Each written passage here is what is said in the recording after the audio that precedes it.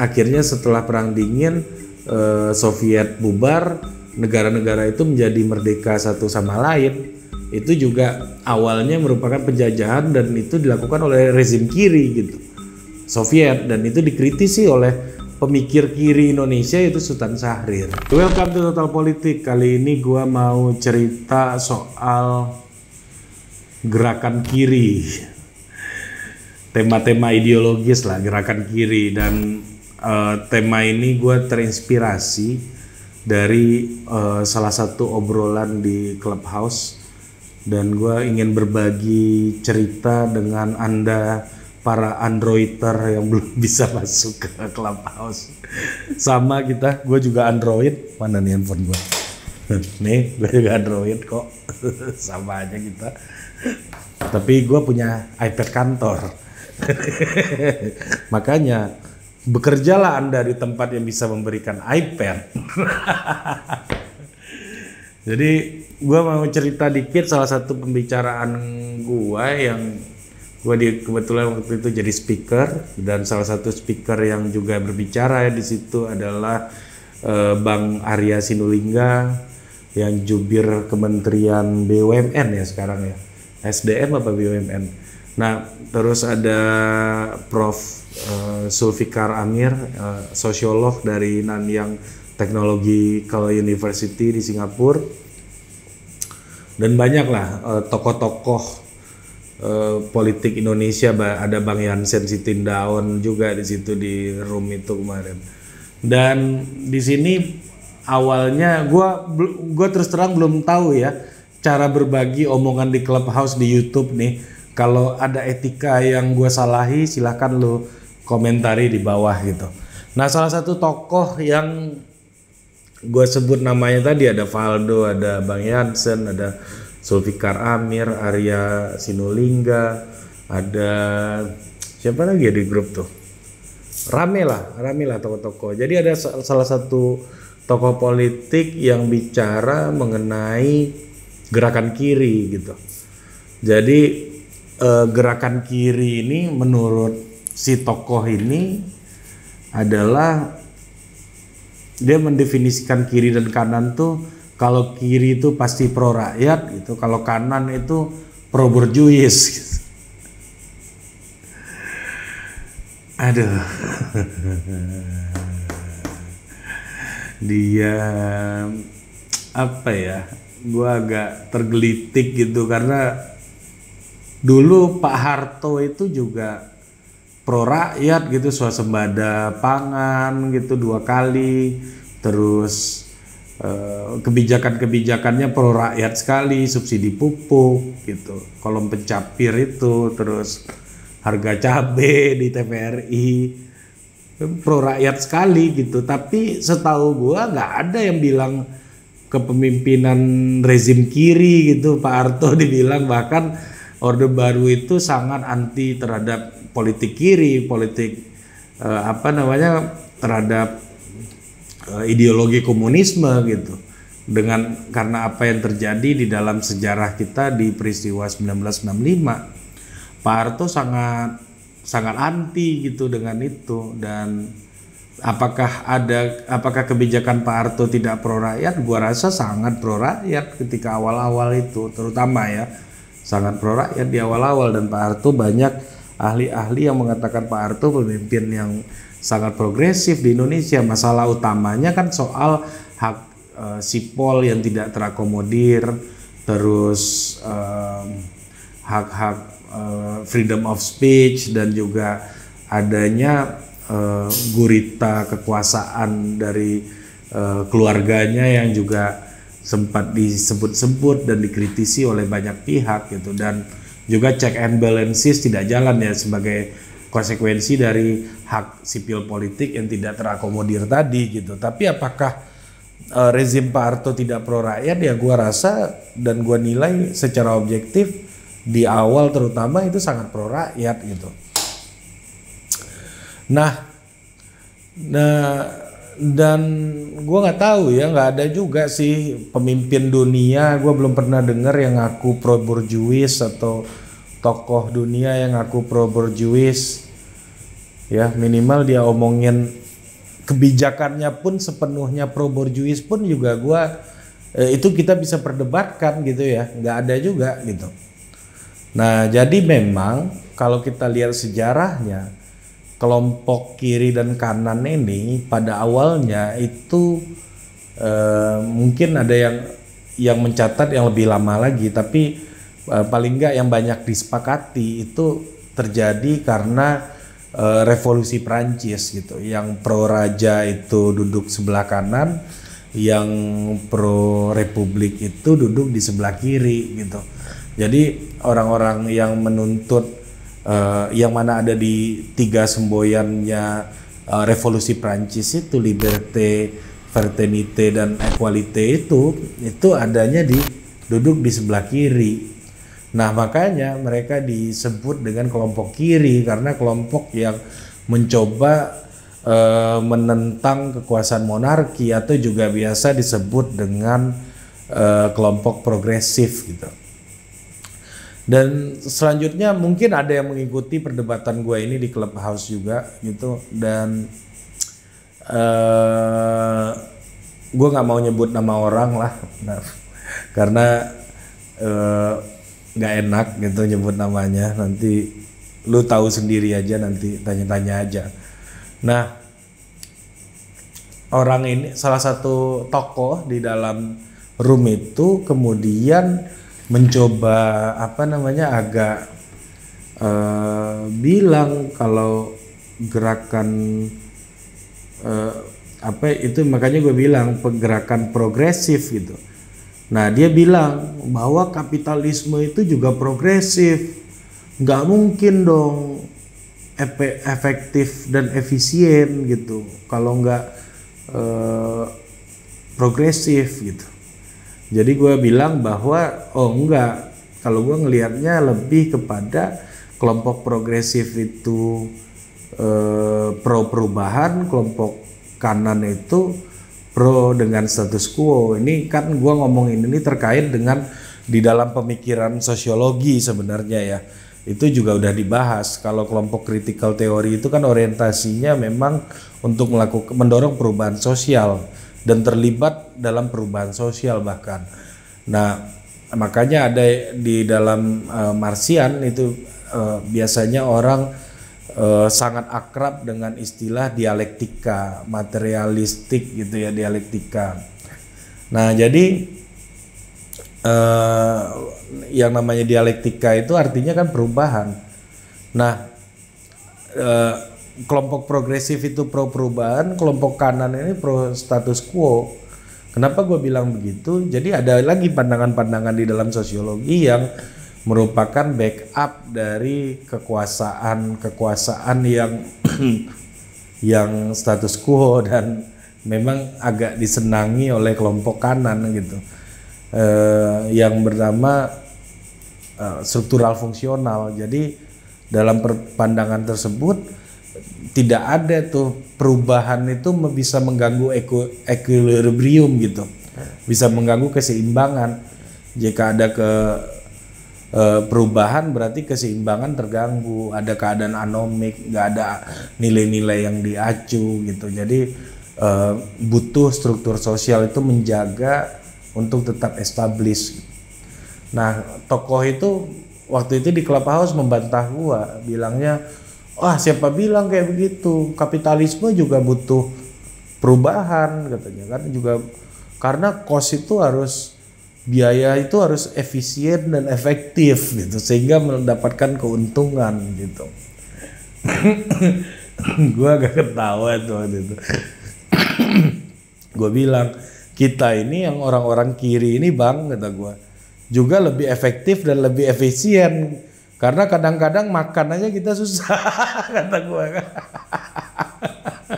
Jadi efektif dan efisien itu prinsip kerja organisasi, nggak ada hubungannya sama kiri dan kanan gitu. Nah, gue menangkap tokoh ini, abang ini agak sulit membedakan antara progressivism dengan progres gitu. Jadi progres itu memang harus ada di dalam kapitalisme gitu ya, karena mereka harus mendorong perubahan sosial itu sendiri gitu pada kaum kapitalis ini untuk menjaga akumulasi kapitalnya. Tapi apakah kapitalis senang dengan perubahan sih? Gua rasa sih enggak. Enggak ada kapitalis yang senang perubahan. Kalau kapitalis senang perubahan pasti seminarnya nggak mungkin judulnya berubah atau Anda lenyap gitu. Nggak mungkin judul-judul seminar kewirausahaan isinya kayak begitu. Kalau misalnya memang di situ orang yang senang berubah, karena wataknya kapitalisme dan ya kapitalisme itu pada dasarnya adalah dan burjuasi gitu pada dasarnya adalah status quo karena mereka ingin selalu menjaga dominasinya gitu. Nah, sementara kelompok kiri itu memiliki watak yang sangat pro terhadap perubahan, yang ingin mendorong perubahan gitu. Nah, kira-kira perdebatannya kayak begitulah, dan gue sih melihat memang di dalam konteks sejarah Indonesia kita punya trauma yang sangat besar dan keterbatasan percakapan gitu, keterbatasan perbincangan mengenai isu gerakan-gerakan kiri gitu. Padahal kalau kita lihat dari akar sejarah kita, pada awalnya kemerdekaan Indonesia memang tidak bisa lepas dari kontribusi dari kelompok-kelompok kiri, yang mana di Belanda sendiri gitu kebijakan politik etis yang memungkinkan pribumi-pribumi kayak lu sama gua gini nih untuk mendapatkan edukasi itu karena dorongan dari kelompok-kelompok sosialis yang berkuasa di parlemen Belanda. Dan juga ketika Jepang pergi dari Indonesia dan ketika itu Belanda mau masuk lagi ke Indonesia, juga waktu itu pemerintahan Australia memberikan dukungan terhadap Indonesia merdeka, juga ketika itu dipimpin oleh Partai Buruh yang lagi menang di Australia gitu, yang mana mereka memiliki obsesi untuk menjaga masyarakat gitu ya, menjaga dunia, tatanan dunia yang bebas dari penjajahan gitu. Itulah obsesi dari kelompok kiri yang pro dengan perubahan, yang mana waktu itu mereka di satu sisi itu walaupun dibalik berbagai macam kepentingan yang ada di belakangnya, tapi paling tidak di depan mereka memberikan sebuah penjelasan ideologis yang mana itu mendukung kebijakan mereka untuk mendorong perubahan di Indonesia, perubahan di Hindia Belanda, untuk perubahan kemerdekaan Indonesia gitu. Ini sebagai sebuah watak dan ideologi dasar dari gerakan-gerakan kiri di seluruh dunia. Makanya Sultan Syahrir sangat kritis kepada Soviet ketika itu karena menganggap rezim Soviet melakukan penjajahan terhadap negara-negara kecil yang berada di sekitar Soviet gitu. Yang mana akhirnya setelah Perang Dingin Soviet bubar, negara-negara itu menjadi merdeka satu sama lain. Itu juga awalnya merupakan penjajahan dan itu dilakukan oleh rezim kiri gitu, Soviet, dan itu dikritisi oleh pemikir kiri Indonesia itu Sultan Syahrir.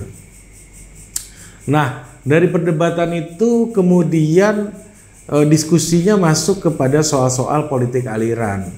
Politik aliran ini adalah tren tahun 50-an yang mana setiap aliran, setiap partai politik itu memiliki akar-akar ideologi gitu. Jadi ketika itu, ini mungkin pernah gua singgung di konten kita mengenai ini ya, kenapa Partai Islam sulit punya capres. Jadi ini sempat gua singgung, sebenarnya politik aliran itu adalah sebuah gagasan politik gitu ya, yang mana memang setiap partai politik, setiap gerakan politik itu punya pendakwah ideologis gitu. Jadi Indonesia ini sebagai sebuah negara ya, simpelnya itu melewati fase sejarah yang mana berbagai macam ideologi dari barat dan timur itu masuk gitu.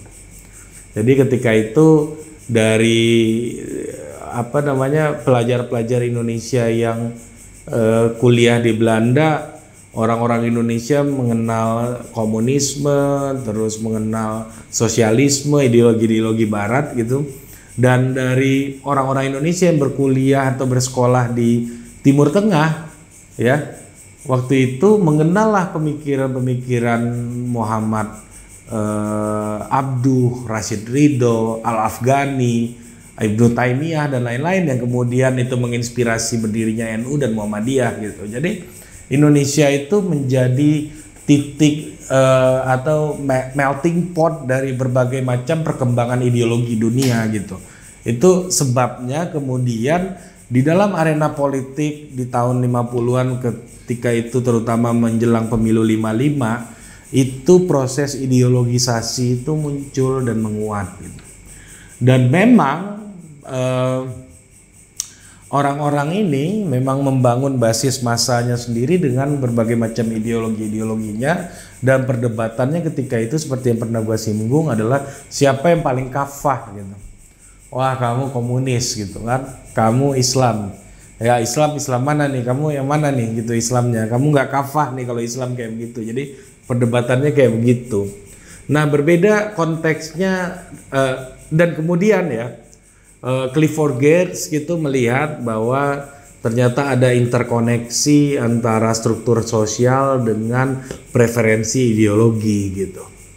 Jadi Clifford Geertz melihat itu dalam rangka politik aliran di Indonesia, yang mana penelitiannya Santri Abangan Priai itu di Mojokerto itu melihat ada preferensi ideologi yang terkait dengan struktur sosial Abangan yang cenderung ke PKI, yang Priai cenderung ke nasionalis PNI, dan santri cenderung ke Masyumi Islam. Nah begitu, jadi memang karena ada pergolakan ideologi di level elit yang kemudian dipahami oleh publik, perdebatan ideologi ini ditangkap oleh publik dengan berbagai macam struktur sosialnya. Nah ini yang berbeda dengan apa yang terjadi hari ini. Kalau yang terjadi hari ini ada elit-elit yang kita nggak tahu ideologinya apa, kita nggak bisa cek dia mudanya kayak gimana, kita nggak cek juga dia beneran bisa baca Al-Quran atau enggak gitu misalnya, kita nggak bisa cek juga dia itu beneran mengerti pemikiran Islam atau pemikiran demokrasi atau pemikiran kebangsaan, and so on gitu ya. Kita nggak bisa cek itu semua hari ini, tapi kita harus memilihnya. Nah, ketika kita harus memilih mereka gitu, mereka membaca kecenderungan tren yang terjadi di masyarakat. Kalau kita lagi senang beragama dan kesolehan personal itu meningkat di masyarakat, kemudian mereka menjuallah isu-isu kampanye berbau agama. Kalau kecenderungan kelompok sekuler itu lagi meningkat trennya di masyarakat, maka yang dijual juga pemikiran-pemikiran sekuler gitu. Jadi ini agak berbeda dengan politik aliran, yang mana di dalam politik aliran memang ada perdebatan ideologis. Indonesia itu sebagai melting pot dari berbagai macam ideologi dunia, kemudian itu menjadi pembicaraan dan perdebatan di kalangan elit. Kemudian kelompok-kelompok akar rumput mengalami sosialisasi ideologisasi, dan kemudian memilih pilihan-pilihan ideologi berdasarkan dengan preferensi struktur sosial masyarakatnya. Nah kalau hari ini konteksnya agak berbeda. Ya seperti yang gue bilang tadi, bahwa ini ada tren tertentu di masyarakat, elit politik ambil, mereka punya dana, punya uang, kemudian mereka kampanye, mereka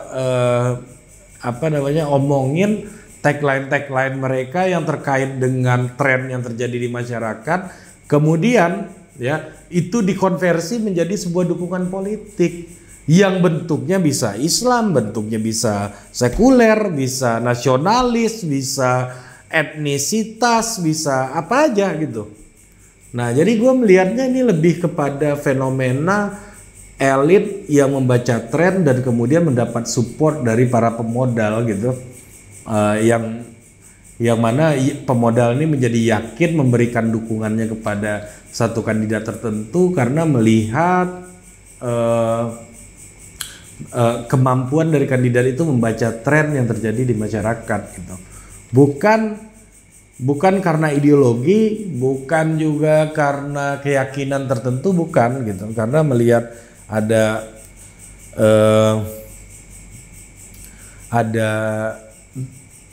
traction gitu, ada pembicaraan publik aja mengenai apa yang lu omongin, karena kita punya preferensi politik masing-masing yang terbelah melalui proses algoritma gitu ya, yang terbelah secara algoritmik, dan kemudian tren itu dibaca oleh politisi, dia sulut dengan berbagai macam tagline tertentu, dengan berbagai isu tertentu, kemudian itu dikonversi menjadi sebuah dukungan politik gitu. Jadi gua membacanya ini bukan politik aliran seperti halnya yang terjadi di 55, bukan. Enggak. Cuma trennya di masyarakat lagi beragama, trennya di masyarakat lagi begini, lagi begitu, dibaca oleh elit, dan kemudian itu jadi dukungan politik. Itu yang kemudian disebut juga sebagai populisme. Populisme itu adalah segerombolan politisi menggunakan sentimen mayoritas untuk mendapatkan simpati dan dukungan, kemudian didukung oleh kekuatan kapital atau kekuatan oligar untuk memenangkan sebuah kontestasi elektoral gitu. Apalagi ya? Udah capek gua ngoceh dari tadi. Semoga lu paham dan sampai jumpa di junta. Gue kebanyakan ngomongin Myanmar nih. Nggak mungkin dong. Itu nggak salah ngomong. Itu salah ngomong pasti. Nggak mungkin gue langsung masuk ke Myanmar dari sini, nggak mungkin. Oke, sampai jumpa di Total Politik berikutnya.